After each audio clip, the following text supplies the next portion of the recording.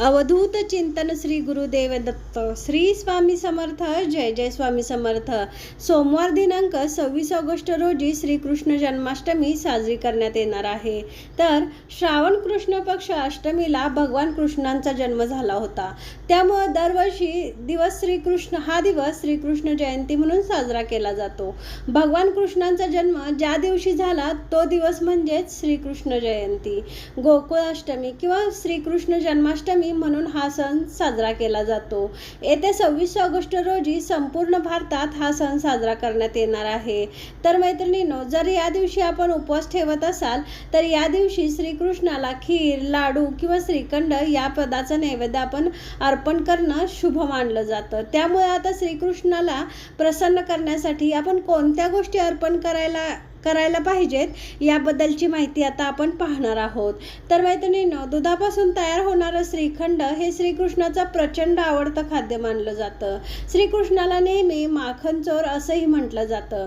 त्यामुळे जन्माष्टमी दिवशी आपण श्रीकृष्णाला श्रीखंड आणि मिश्री अर्पण केल्यास व्यक्तीच्या आयुष्यात सकारात्मक बदल होतो.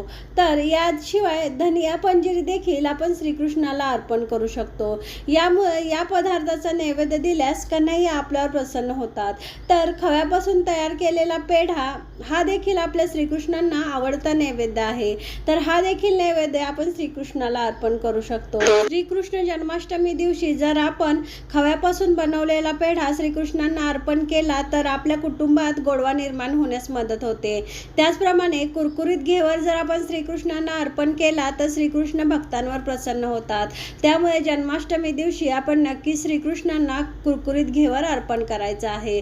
त्याचप्रमाणे श्रीकृष्णांची पूजा करत असताना आपण मोहनाचं नैवेद्य देखील देणं अत्यंत शुभ मानलं जातं. त्यामुळे आपले आयुष्य वाढण्यास मदत होते. याशिवाय कृष्णाला अतिशय महत्त्वाचा नैवेद्य म्हणजे पंचामृताचा नैवेद्य देखील आपण या दिवशी देऊ शकतो.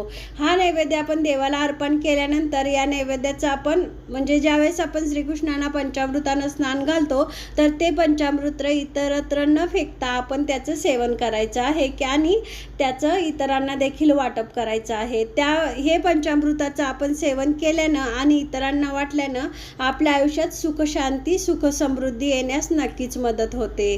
या दिवशी आपण आणखीन काय अर्पण करू शकतो तर या दिवशी आपण रसगुल्ला, जिलेबी, बुंदी किंवा इतर कोणत्याही लाडूचा नैवेद्य आपण श्रीकृष्णांना आवडतो त्याप्रमाणे देऊ शकतो. त्याचप्रमाणे आपल्या आवडत्या पदार्थाचा नैवेद्य देखील आपण श्रीकृष्णांना देऊ शकतो. अर्थात पुरणपोळी किंवा मग इतर शिरा वगैरे तुम्ही जर घरात बनवला तर तो नैवेद्य देखील तुम्ही श्रीकृष्णांना अर्पण करू शकता. हा घरी बनवलेला नैवेद्य जर आपण श्रीकृष्णांना अर्पण केला तर आपल्या आयुष्यात नक्कीच सकारात्मक बदल होतात व श्रीकृष्ण आपल्यावर प्रसन्न होतात व आपल्या घरात कधीही पैशाची कमतरता भासत नाही. त्यामुळे तुम्ही सांगितलेल्या पदार्थांपैकी एकाही जरी पदार्थाचा नैवेद्य श्रीकृष्णांना दाखवला तर नक्कीच श्रीकृष्णांचे आशीर्वाद तुम्हाला मिळतील. तर मैत्रिणींनो, हा व्हिडिओ जर तुम्हाला आवडला असेल तर तुम्ही माझ्या चॅनलला सबस्क्राईब करा, व्हिडिओला लाईक आणि शेअर करा. श्री स्वामी समर्थ. जय जय स्वामी समर्थ.